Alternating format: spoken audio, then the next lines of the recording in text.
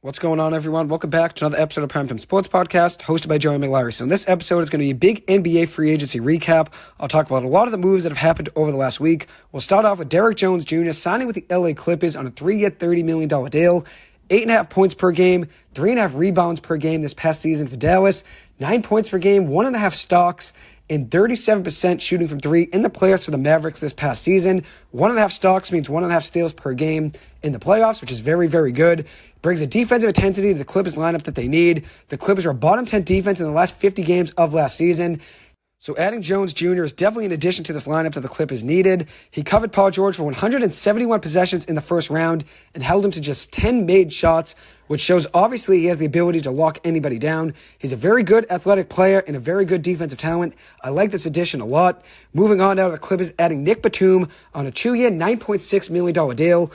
Also adding Chris Dunn, which it could potentially be a sign and trade, so I'm not really too sure what the price is for Chris Dunn yet, but they did add Chris Dunn as well in free agency, and then also got Mo Bamba as well on a 1-year, I believe around $2.6 million deal to be the backup big man for the Clippers, which the Clippers and the Sixers continue just to trade players essentially, where the Clippers now have had Mo Bamba, they've had Nick Batum, they've had James Harden, they've had PJ Tucker, they have had Eric Gordon, and now the Sixers just signed Eric Gordon. They have Paul George now in free agency. They had Nick Batum at one point. They had Robert Covington, Marcus Morris, KJ Martin. So these two teams just continue just to give guys back and forth in free agency and obviously in trades as well. I do like the Nick Batum addition back to the Clippers lineup. Love to see him back in LA, somewhere he wanted to stay and retire, and now he gets his opportunity to do so. Chris Dunn offers a ton of defensive talent to the Clippers lineup, something that the Clippers are trying to emphasize this offseason through their signings, is guys that aren't a play to play with the chip on their shoulder on defense, which Batum does that, Chris Dunn does that, Derrick Jones Jr. does that. So that seems like that's the theme of the offseason for the Clippers.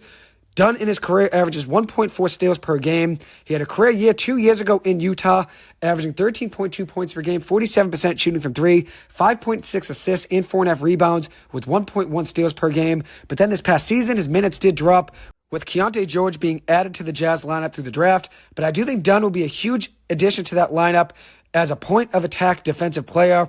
That's something that Derrick Jones Jr. does as well, and that's what the Clippers were lacking in their lineup. And Nick Batum does a little bit of everything that you need to win a game, whether it's deflections, whether it's setting screens, whether it's tipping rebounds to another player on his team. Nick Batum does every single little thing you need to try to win games that don't show up in the stat sheet. Excited to see him back in LA. And then Mo Bamba, the former 6th overall pick, averaged 4.4 points per game, 39% shooting from three, 4.2 rebounds, and 1.1 blocks per game as a reserve this past season for Philly.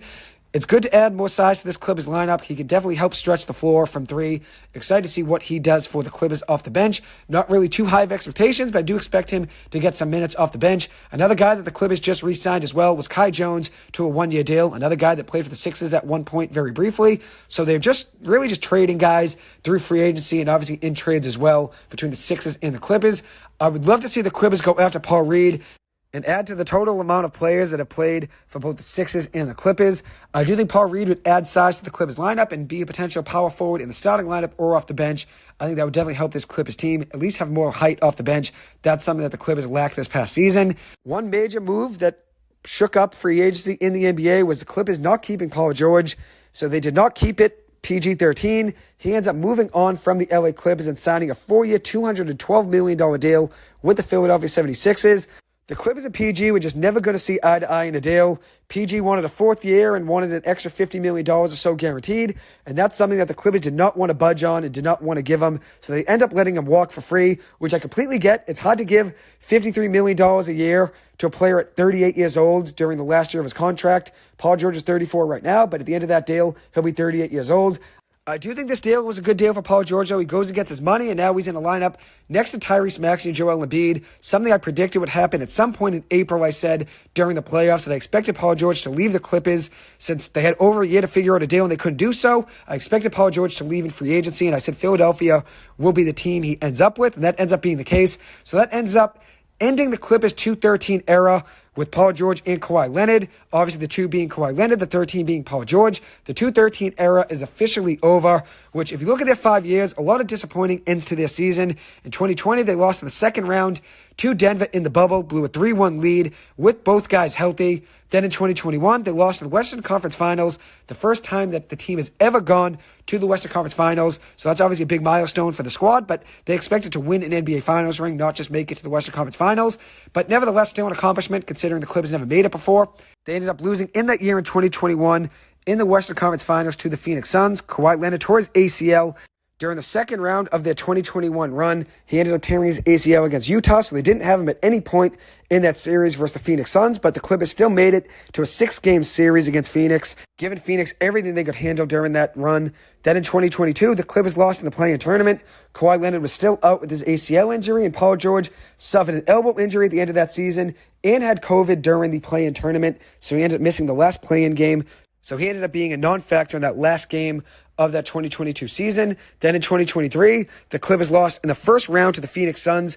They lost in 5 games. They won game 1 of the series with a big game in game 1 from Kawhi Leonard, who ended up playing another game in that series in game 2. But he ended up missing the rest of that series with a knee sprain, and Paul George didn't show up at all during that playoff run against Phoenix in 2023 due to a knee sprain as well that he suffered against Oklahoma City earlier in the regular season. So Kawhi Leonard and Paul George really didn't get much of a chance to play together too much in the playoffs. So in 2024, they said, let's run it back. Let's see how things go.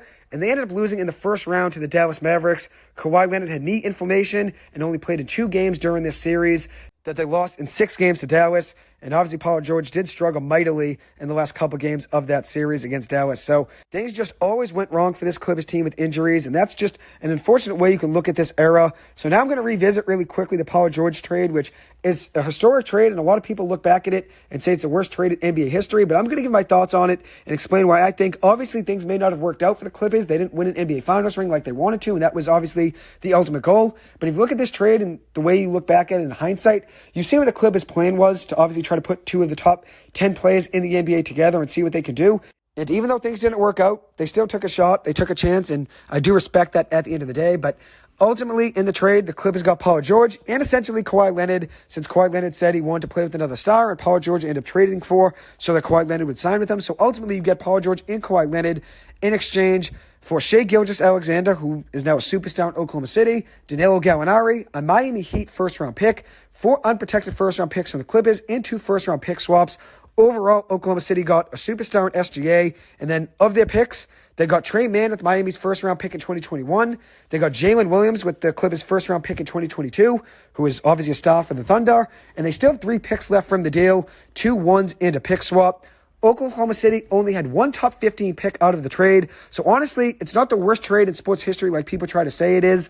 The Clippers gave it a shot. They tried to put 2 superstar talents together while they were still in their primes of their career. And even though things didn't work out, they gave it a shot. They gave it a chance. And that's all you could hope for at the end of the day, is just having a chance to try to win with those big-time players. Although Oklahoma City is definitely set up to be a powerhouse for years to come, they only got 1 playoff series win to this point since the trade. And even though they're going to have many more in the future, I think a lot of people are acting like they've already won 2 rings since this trade went down. They do still have 2 first-round picks for the Clippers left in a pick swap, so we'll see what those picks end up being. But the Clippers are hoping those picks are in the later 20s to make, obviously, value better for the Clippers, considering they gave up a lot for Paul George. If they could keep these picks out of the top 5 or top 10, they won't feel as bad at the end of the day not having them. But just 3 series wins for the Clippers in 5 years with countless injuries is definitely a disappointing era. But the Clippers gave it a shot, like I've already noted. They tried to take a top 3 2019 MVP candidate in Paul George and add him to a lineup with the 2019 Finals MVP in Paul George, 2 top 7 players at the time. And things just did not pan out with all of the injuries, but they gave it a shot. 2 top 7 players in the same lineup. Definitely was a good chance to try to go out and win a ring. And obviously it's disappointing. Did it end the way the Clippers wanted it to? No. And I still believe they would have won at least 1 guaranteed championship if they could have been healthy more often. But they took a chance, they took a shot, and I would not be a Clippers fan today without Paul George. So I'm completely thankful for everything he did in LA. And I do admit it was time to shake things up, though. I'm a Paul George fan, but I'm a Clippers fan first now. So at the end of the day, I do admit it was time to shake things up, and I think it could be very beneficial for both Paul George and the Clippers to move things on and shake things up, and we'll see how things work out. But supposedly there was a significant gap in contract conversations between both sides, with the Clippers not wanting to give Paul George a 4th year. James Harden and Kawhi Leonard both took less money than they could have, with the new CBA obviously being a deterrent to try to build into contender. Both players wanted to take less money, and Paul George didn't want to do that, which he got the money he wanted, and he has the right to do that at the end of the day. The Clippers always did right by him, though. They brought in Reggie Jackson. They brought in John Wall. They brought in Russell Westbrook because they were boys with Paul George. He's now going to get paid $57 million at 38 years old in Philadelphia, which is not what Lawrence Frank wanted to do in year 4 of that deal, and I agree with him at the end of the day. He only averaged 19 points per game in the playoffs versus Dallas this season, and that was not enough to go out and get that big deal. You can rely on Kawhi Leonard to be the best player on the court each and every game. Paul George did tail off in some big moments for the Clippers during those last couple games. The Clippers had a chance going back to LA for Game 5 in a 2-2 series with a miraculous Game 4 win, and they ended up losing in Game 5 in terrible fashion, and the same thing goes in Game 6. So it's not the way the Clippers wanted to end things, and that ends up being the reason they end up moving on from Paul George. And we'll see how things work out for him in Philly, but I do think he's in a very good spot next to Tyrese Maxey and Joel Embiid. I do not believe all of the Warriors trade rumors. I know there were a lot of rumors that they were offered Jonathan Kuminga, the Clippers, but I don't think that ended up being the case. What I think happened is that the Warriors offered Chris Paul, Andrew Wiggins, and Moses Moody with the first-round pick. That's what I think they ended up offering. I don't think they offered Kuminga, CP3, and Wiggins. And if you take on Wiggins and CP3, it ends up making us go further up the second apron. So honestly, it's probably the better idea just to let Paul George walk at the end of the day if you can't find a deal. You can't really let a past decision prevent you from changing your strategy for what's best for the future. And as I said, 2 stars with good depth and role plays, the blueprint for winning in today's NBA. Not a super team. That's something I've noted on the podcast over the last year. And that ends up being the case now. The Clippers have 2 stars in James Harden and Kawhi Leonard. And now they're trying to fill the roster with good depth and good role players. Which I know that's what they tried to do for years with Paul George and Kawhi Leonard. And that ended up not working out. But now they're trying to add size to the lineup, add athleticism, add some youth to this lineup. Something that they haven't done in years past. So they're starting to mix things up. Paul George and Kawhi Leonard will finish their career 137-70 when playing together with a .662 win percentage. And in the regular season, 124 wins, 57 losses for a .685 win percentage with a 13-13 record in the playoffs. Only 26 playoff games in 5 years is definitely disappointing for these 2 superstar talents. And even though the blueprint ended up not working, putting these 2 guys in the same lineup and trying to get depth around them and then getting James Harden didn't end up working, at the end of the day, they gained a lifelong fan out of me. So obviously I'm very thankful for Paul George being a Clipper, and I'm obviously excited to see what he does for the Sixers. But obviously first and most importantly, I'm a Clippers fan first, and I think it was time for this team to move on and try to mix up their chemistry just like the Celtics did last offseason. It was time for the Clippers to shake up their roster and see how things work out, having a new lineup and a new core of guys. So speaking of the Clippers, James Harden re-signed with LA on a 2-year, $70 million deal. Nice to see James Harden take another pay cut, something he's done now 3 times in his career. When he jumped from Houston to Brooklyn, he left money on the table. He did the same thing for Philly a few years ago, and now he's doing it again for the Clippers. Also tried to play through a nagging injury at one point in the playoffs for Brooklyn. I know a lot of people criticize James Harden for being a bad teammate and a bad person in the locker room. But that doesn't seem like the case. It seems like a lot of his teammates love him, and obviously he's showing a lot of sacrifice, leaving money on the table and playing through injuries in the past. I think it worked out, though, bringing him back for another season. I still think that trade, getting him in LA, was the right idea for the Clippers at the time, and I'm still happy that they did so, and I'm excited to see what he does this upcoming season with Kawhi Leonard. As for Russell Westbrook, I think the trade rumors around him are true, and I expect Russell Westbrook to be traded at some point very soon. I wish him all the best, and I'm very thankful to have seen him play in person.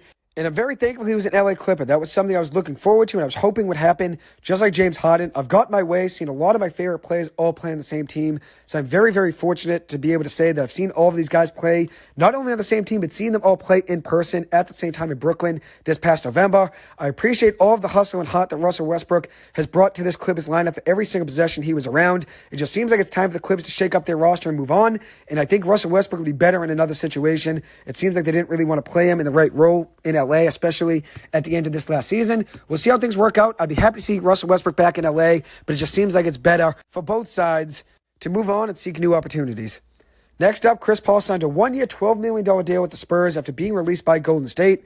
Chris Paul is likely only going to play for another year or two, so I don't really expect him to win a ring in San Antonio. They do need point guards, though. That's what they targeted in the draft, getting Stephon Castle and now adding Chris Paul. So that's definitely a good addition to the lineup. And now Chris Paul can be a veteran to Victor Wembanyama and Stephon Castle. KCP signed a 3-year, $66 million deal with Orlando. Caldwell Pope is a very good pickup for Orlando. They needed more scoring and more three-point potential, and he ends up being that addition to the lineup that they needed. KCP is a very good vet who has shot some big shots in big games during his 2 NBA Finals runs in LA and Denver. He's a good 3-and-D piece. That's obviously a tough loss for Denver, who's now lost a lot of talent over the last year. I think Denver may struggle this season more than people are expecting them to. I think they end up being a 5 seed as of right now. We'll see how things work out when the season gets closer. Eric Gordon signed a one-year, $3.3 million deal with the Philadelphia 76ers. I honestly still like Eric Gordon. I think this is a solid pickup for Philly's bench. He averaged 11 points and 38% shooting from three for Phoenix this past season. He's a 38% career shooter from three. I know he's old, but he's a good depth piece to their lineup. Philly did also add Caleb Martin and re-signed Kelly Oubre. Martin is definitely a loss for Miami. He averaged 10 and 4 this past season, 10 points, 4 rebounds for the Miami Heat with 35% shooting from three. And now he's probably going to start in that lineup for Philly. And then Kelly Oubre stays in Philly. He averaged 15 points and 5 rebounds this past season for the Sixers. A very good season for him. And they're also going to waive Paul Reed, who averaged 7 points and 6 rebounds with 37% shooting from three and 1.8 steals and blocks per game this past season for Philly. As for LeBron James, he signed a 2-year, $105 million deal with the LA Lakers. Honestly, I thought there was a good chance that he was going to leave. But once they hired J.J. Redick to be their head coach, who I think is going to be a very good head coach, despite all of the pressure of being in L.A. and obviously being a first-time head coach, I figured LeBron would likely stay once they signed him as their head coach. It's miraculous what LeBron did this past season at 39 years old. We'll see how much more time he has left in the NBA, but I expect this to be probably his last contract in the NBA. Klay Thompson signed with the Dallas Mavericks. He averaged 18 points and 39% shooting from three this past season for the Warriors. Even though those numbers are pretty solid, I don't think Klay Thompson is a player he once was, so I don't really love his addition to the Mavericks lineup. Will he get some open threes because of Kyrie Irving and Luka Doncic? Definitely. But Dallas needs more defense, in my opinion, but he definitely will help with some scoring, at least around 12 to 15 points per game. The Warriors are going to replace Klay Thompson with Buddy Hield, who averaged 12 points per game and 39% shooting from three for Philadelphia this past season. Hield's a 40% shooter from three in his career, which is very, very good.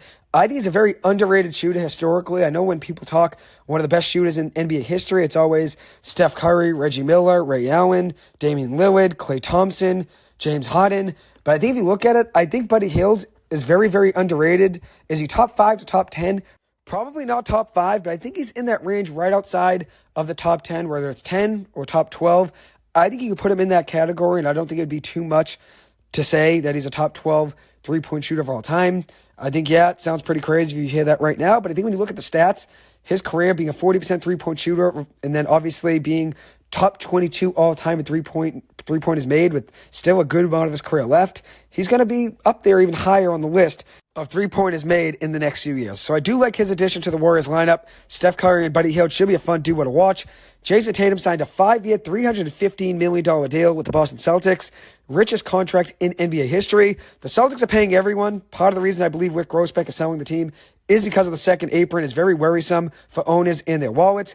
Owners are seeing their team's valuation right now at sky-high levels, and they want to cash in, especially considering Rick Grossbeck sees the Celtics paying all of these guys. Jason Tatum, 5 years, $315 million. Jaylen Brown last summer, 5 years, $304 million, which I noted last summer that the Celtics had no option but to pay Jaylen Brown that money because, in reality, contracts are going to continue to raise each and every year, so it made sense with giving Jaylen Brown that money, and obviously things worked out for the Celtics, and like I noted last year, Jason Tatum will get more money at some point soon, and he gets his 5 years, $315 million over the last week or so. Drew Holiday got 4 years, $135 million. Derrick White got 4 years, $126 million, and then Porzingis got 2 years, $60 million at one point with the Celtics. So everyone's getting paid in this Celtics lineup. Payne Pritchard even got a 4-year, $32 million deal during the season.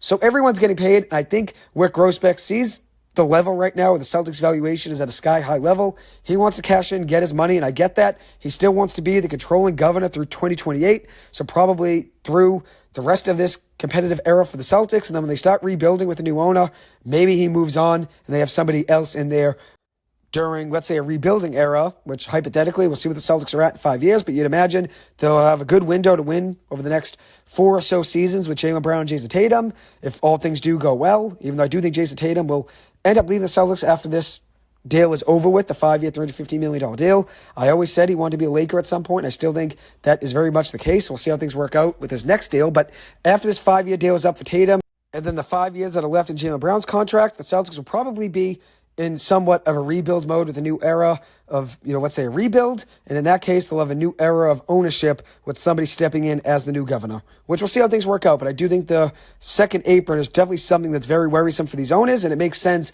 considering when you're going that high in the luxury tax, if you're not winning, it's definitely worrisome, which the Celtics already won a ring. And I'm sure they're going to continue to try to win more in the future. But the reality is, if you're spending all this money in luxury tax and you don't win like the Clippers did over the last few years, it definitely makes the owner, like Steve Ballmer, a little bit disappointed considering what money they've been putting out to try to put out a winning product on the floor.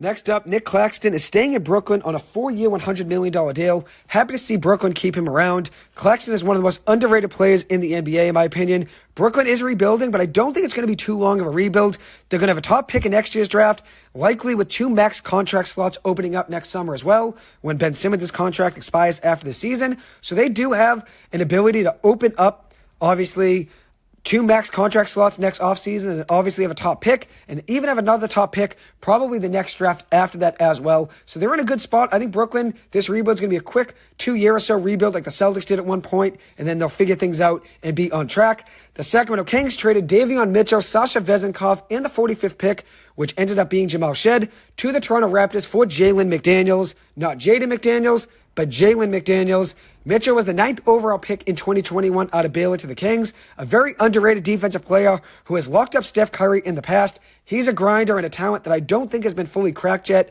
Vezenkov was a former EuroLeague MVP, was a rookie this past year in the NBA, but there were reports that he wants to go back to Europe, so he's in the middle of negotiations with the Raptors right now to try to get out of his contract. McDaniels adds a little bit of scoring to that Sacramento Kings lineup, but I do think Toronto won this deal. Even if Vezenkov leaves, I still think they win this trade. The Kings did just add DeMar DeRozan to a 3-year, $75 million deal. DeRozan is still a baller. He definitely fills a need for Sacramento, who needed more scoring help next to De'Aaron Fox and Domantas Sabonis. DeRozan in 2023 averaged 24 points, 4 rebounds, 5 assists off 33% shooting from 3 with 1 steal per game. He can still play. I know he's up there in age, around 35 years old, but he's still a talented player in my opinion. He has finished top 3 in clutch player of the year in each of the last 2 seasons in the NBA. So top 3 last season and the year before, joining De'Aaron Fox, who also won the Comeback Player of the Year award in the 2022-2023 season. So it'd be interesting to see what they do there together.